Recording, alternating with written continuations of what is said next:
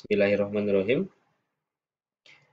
Video ini akan menjelaskan bagaimana kriteria hubungan kausalitas pada variabel bebas dan variabel terikat. Hubungan kausalitas ini pernah saya diskusikan, saya sampaikan di video-video sebelumnya. Nanti di akhir video ini akan saya share link atau mungkin tombol klik untuk menuju video terkait kausalitas. Bahwa perlu diketahui, hubungan kausalitas atau hubungan sebab akibat itu tidak sembarangan kita dapat menyebutkan ada hubungan. Tidak dapat menyebutkan A menyebabkan B. Ya. Contoh misal begini. Ada sebuah penyakit stroke di mana penyakit stroke itu diderita oleh orang kantoran. Nah, orang kantoran ini identik dengan orang yang berdasi, dengan orang yang dasi.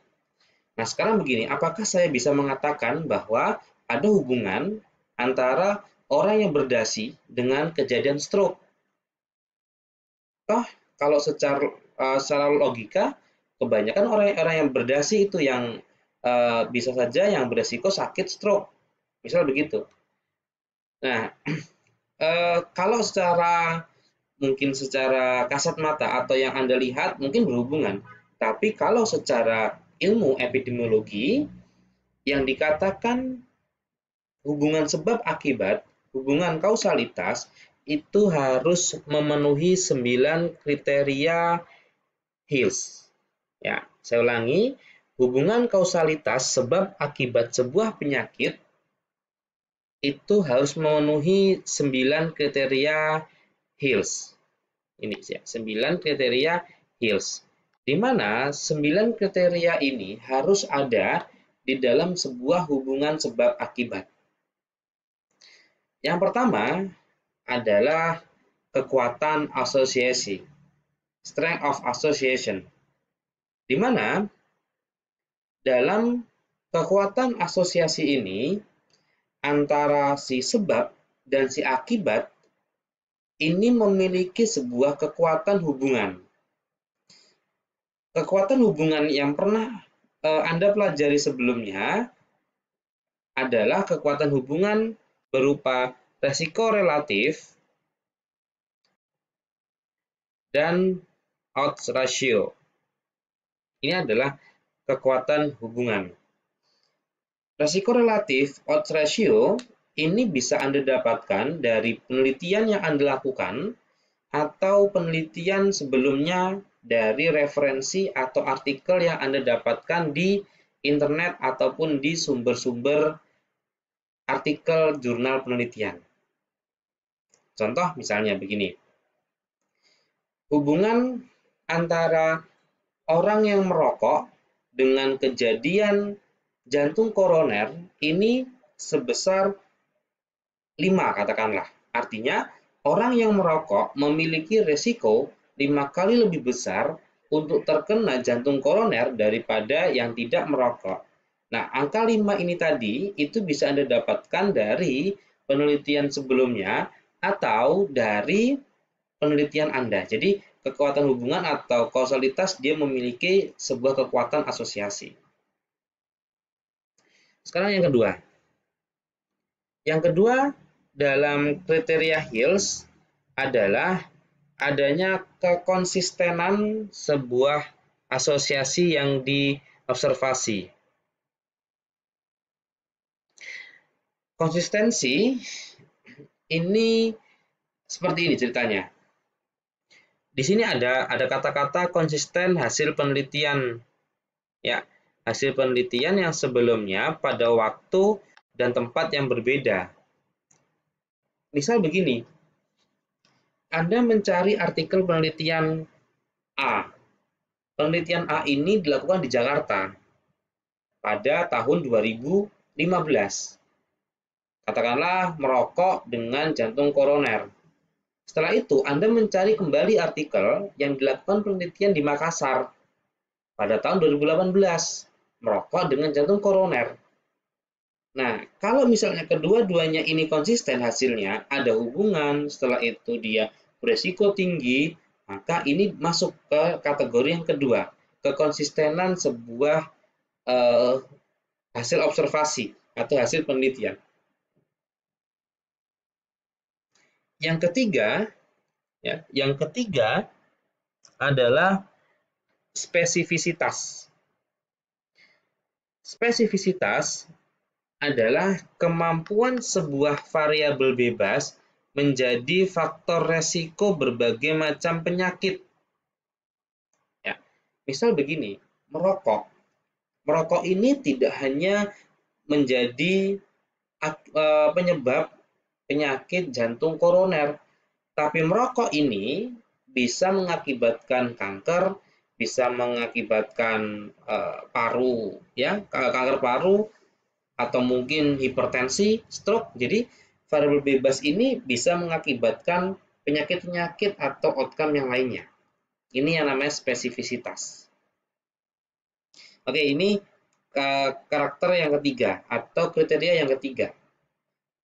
Yang keempat sekarang, yang namanya temporality. Temporality adalah harus dapat dipastikan bahwa exposure atau variabel bebas ini terjadi duluan sebelum akibat. Contoh begini, misal merokok. Merokok ini pasti akan terjadi dulu, baru mengakibatkan, baru terjadi jantung koroner.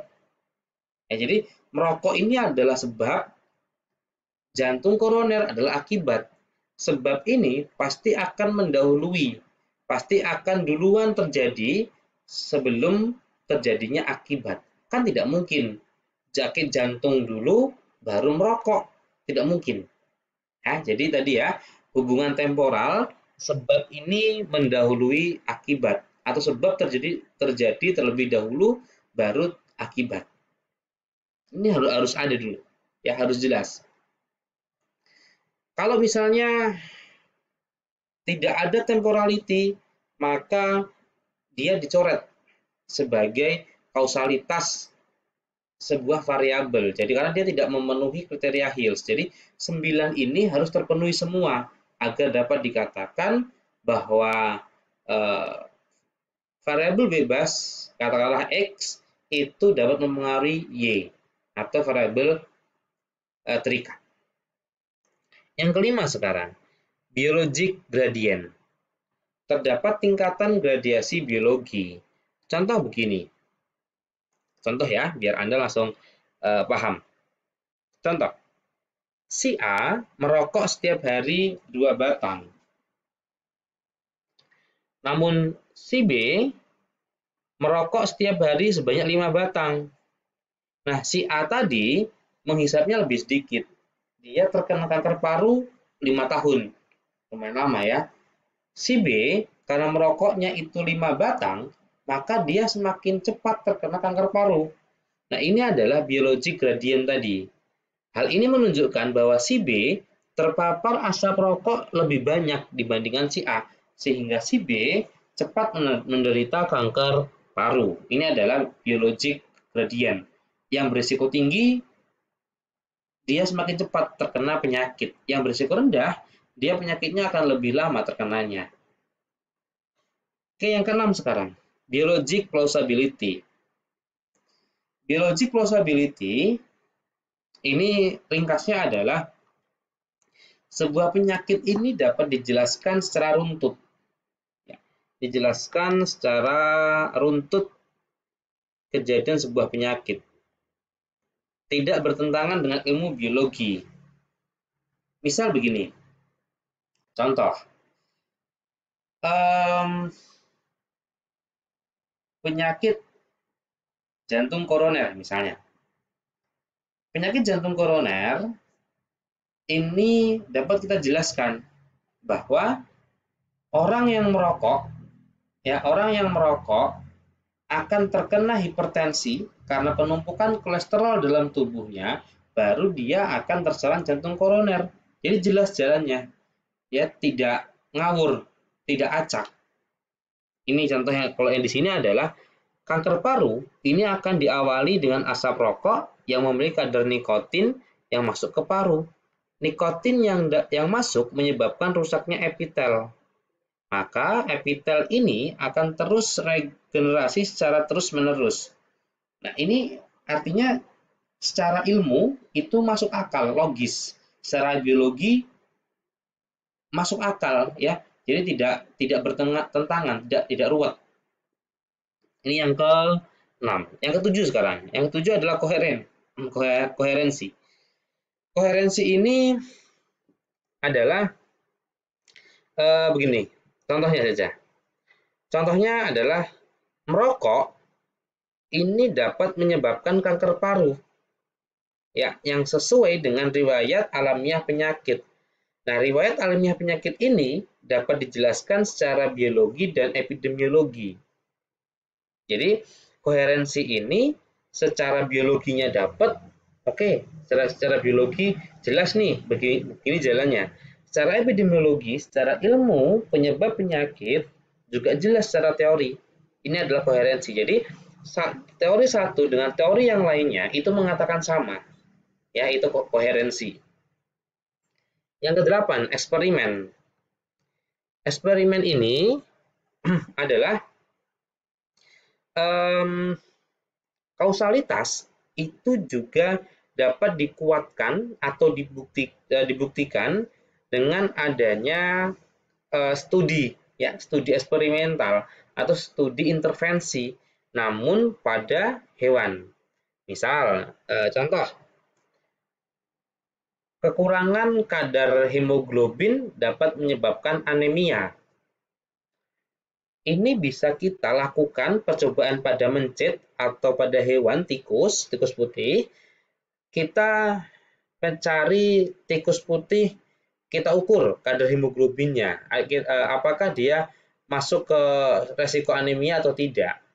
Kita berilah tablet tambah darah yang berisi zat besi di situ. Jika memang dengan ada tablet tambah darah tadi, itu bisa meningkatkan kadar hemoglobin sehingga resiko anemia ini sangat kecil.